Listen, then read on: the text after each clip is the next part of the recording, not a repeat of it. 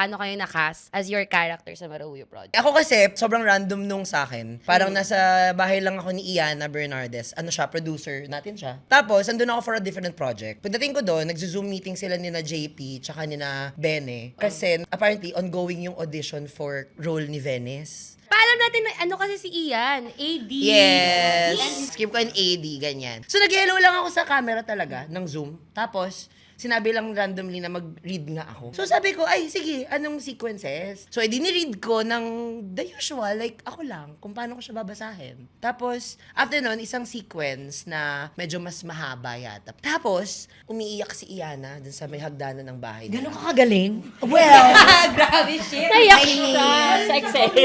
umiiyak siya mainly because bet na ako nila Direct JP to cast as Venice. Tapos parang ako, ay! First acting gig ko siya. Kasi may skinas na kasi sila talaga. Okay. Parang sold na sila doon until dumating ako. Ang taray!